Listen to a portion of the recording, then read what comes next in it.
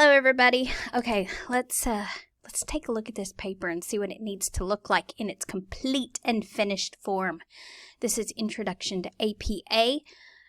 Below here I have a link for Purdue OWL, which should be your guide for this paper. First, why APA? Why do we have to learn this? Why can't we just use the MLA we learned in high school? Well, this is why. Because APA is an acronym for the American Psychological Association. This means that if you are going to major in any of the social sciences, such as education, economics, sociology, business management, medical, all of these things use APA format. So you need to know it. Here are some tips for preparing your APA paper. First, your APA paper needs to be double spaced. Now, 8 by half by 11. This is if you are turning in a paper, you are not. You guys are going to submit this to turn it in. So you don't really have to worry about that. You will need to have 1-inch margins on all sides. You will have a page header, but instead of a running head, you are going to have a page number only, because for student papers, APA guidelines have changed since October 2006, and now we no longer have running head on student papers. For your font, you need to have an accessible font, whether it be Times New Roman, Arial, sometimes Georgia. Times New Roman or Arial work for me, and 12 point will be great. So we're going to look at the 4 major sections of our APA paper, the first being the title page, the second being the abstract, the third part being the main body, and last but not least, we will look at references. Step 1. This is your title page. This is what your title page needs to look like, the very first page of your paper. So you will notice you have a page number here. No last name. Typically, MLA will have your last name and then a page number. That is one difference of APA from MLA. Also, per October of 2019, we no longer have a running head for a student paper. So, this is what your title page should look like. Notice that your title is in bold and is centered. Okay, so that's what your title page needs to look like. The second page of your paper is what we call the abstract. The abstract lives on page 2. You are going to center the word abstract an inch from the top. Your page numbers are a 1/2 inch from the top. Okay, abstract. Your abstract is basically a summary of your entire paper. It is no less than 150 words, and it is no more than 250 words. So that's your sweet spot right there in the middle. Also, you will notice that right here, you do not indent. I have been after some of you guys to make sure that you indent new paragraphs. Your abstract is in block format, so do not indent your abstract. Okay.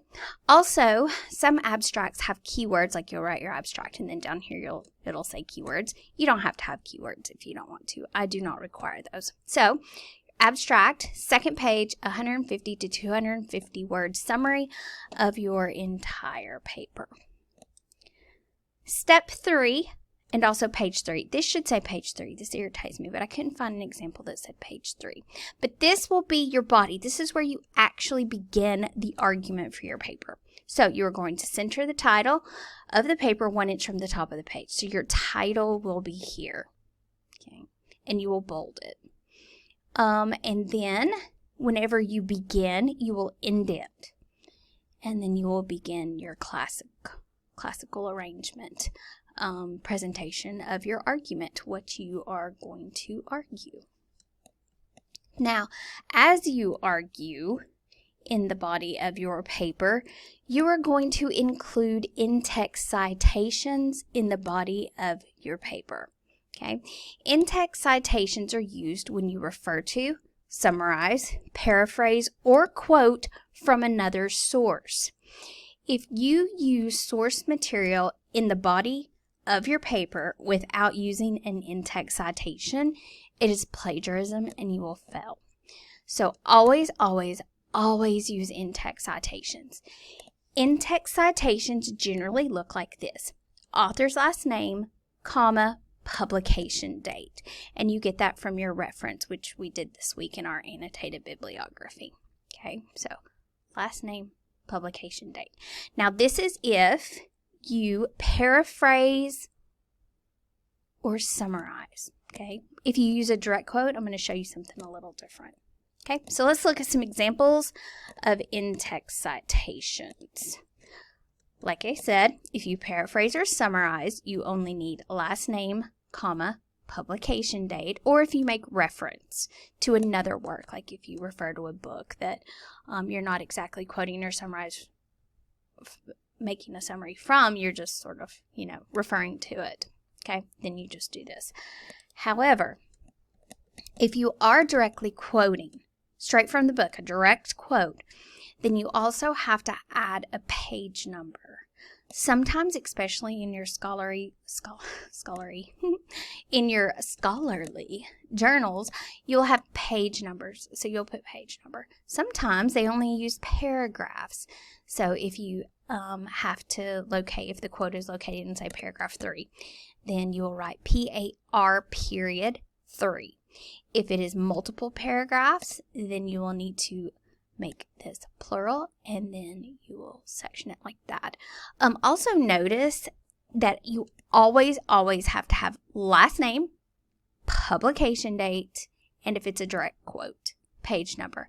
Now this is just an interesting way that you can kind of mix up how you present this information. You don't always have to have it all in a single chunk, as long as it is in this order: author, publication date, and then the location of it. And over here on this side, the abbreviation for page is P period. I know it's just sort of second nature to do PG, but don't do it. It's wrong. I'll count points off. So if it's a single page, P period. If it is a double page, then it's PP period. All right, so let us go to the next slide.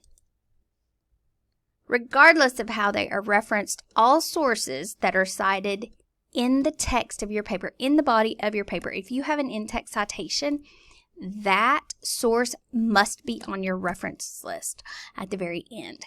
And I'll show you that. That'll be the last page of your paper. Okay. If you have a work by one author, so say Yang is the only author for this paper, you can write Yang 2006, and you can incorporate it into the sentence if you want. And then because it is a direct quote, and you can tell that by the quotation marks, you have to have the page number. Or if it's just easier for you to include the entire thing at the end, feel free. You have some freedom. All right, but make sure you place those commas. That's one difference between MLA and APA as well.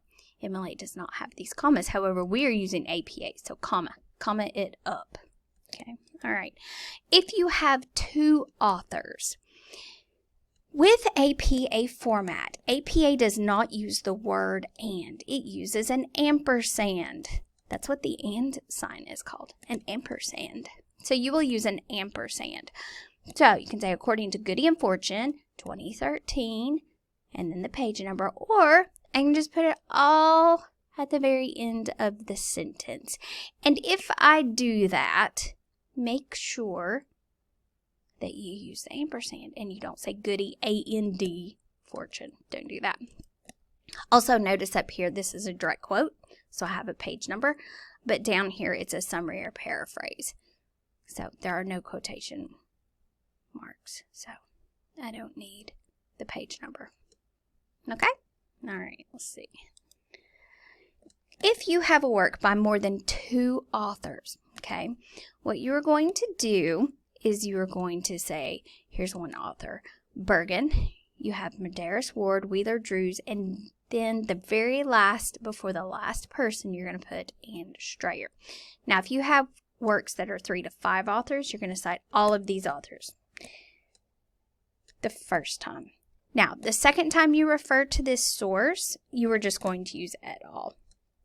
So for example, Bergen is the first author. So the next time I refer to this source, I'm just going to use Bergen et al. 2013. And then down here, I'm going to give you the location of that direct quote, because it's direct quote. See, I have my quotation marks. Also, sometimes paragraphs are labeled. And so gave you the label of the paragraph, and that's a header. You'll notice some of these sample papers have headers. I'm not requiring you to have headers, but that's why that says discussion. Some of you have papers that are, I guess, refer to statutes and laws and things like that. So if you have something from a government entity, how you handle that is you are going to use the government entity at the end. So U.S. Department of Education. So if you have a survey or if you want to give a statistic and it's from a government entity, then you will say U.S. Department of Education. If your source says anonymous, then you will use the word anonymous as your author. And if you do not have an author that says anonymous, then you will use a shortened version of the title. So Sleep 2009. And that's if, for example, the book's called Sleep Disorders, Standard Methods of Treatment, then in order to, you'd use the word sleep. Okay? All right. Personal communications, if any of you have decided to use interview somebody or whatever, this is how you handle that. Their name, the type of communication, and then the date that the interview took place. Indirect sources. Indirect source is where if I'm reading a paper, okay, say you're reading a paper I wrote, Miss Jones wrote this paper, and I refer to a paper that Sally Smith wrote. Sally Smith states, say you're just in love with that quote that Sally Smith used, and you want to use it so bad, but you cannot find the Sally Smith paper where that quote actually came from, then you will list it as an indirect source. So you will say, Sally Smith, 1993, as cited in Jones, because you're reading my paper. So it's cited in my paper. So if that happens, this is how you handle an indirect source. Don't do that a lot because it makes you look like you're not a credible researcher. But, sometimes Sally Smith just says some good things, and you have to get it in there. If you have a long quotation, make sure that you give it, that you tab over. If it is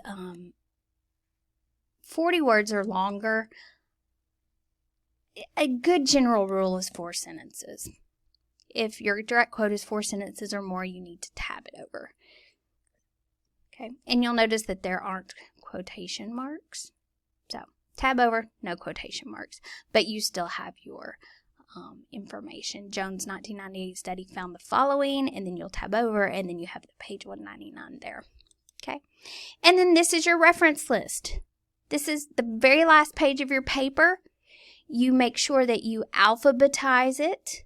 Always alphabetize reference list. You will title it references 1 inch from the top. You will notice that it is numbered. And this is where the citations that you created on your annotated bibliography, and because I've already graded that and checked those, you just cut and paste those bad boys right over here. And that is what your paper will look like. Your very last page, and you will be done so.